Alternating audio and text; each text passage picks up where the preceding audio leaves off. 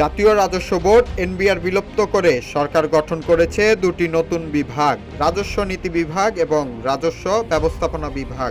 একই সঙ্গে বিলুপ্ত করা হয়েছে অভ্যন্তরীণ সম্পদ বিভাগও। সোমবার দিবাগত রাতে একটি অধ্যাদেশ জারি করে এই পরিবর্তনের ঘোষণা দেওয়া হয়। সরকার বলছে এই রূপান্তরের মাধ্যমে রাজস্ব ব্যবস্থাপনাকে আরও কার্যকর, স্বচ্ছ এবং আধুনিক করা হবে।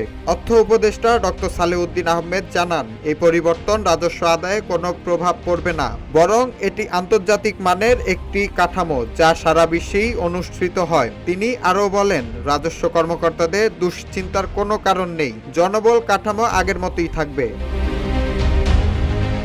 নতুন অধ্যাদেশ অনুযায়ী এনবিআরের জনবল এখন থেকে রাজস্ব ব্যবস্থাপনা বিভাগের অন্তর্ভুক্ত থাকবে এবং প্রয়োজন অনুসারে রাজস্ব নীতি বিভাগে পদায়ন করা যাবে। অভ্যন্তরীণ সম্পদ বিভাগের জনবল রাজস্ব নীতি বিভাগে অন্তর্ভুক্ত হবে। তবে এই সিদ্ধান্ত নিয়ে উঠেছে বিতর্ক।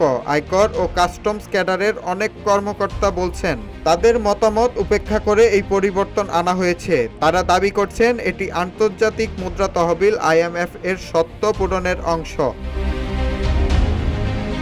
এদিকে আসন্ন বাজেট নিয়ে অর্থ উপদেষ্টা বলেন, ধার করে মেগা প্রকল্প করা হবে না, ব্যাংক থেকে ঋণ বা টাকা ছাপিয়ে বাজেট বাস্তবায়ন করাও হবে না। বাজেট বড় হবে নাকি ছোট তা শিগগিরই জানা যাবে বলে জানান তিনি।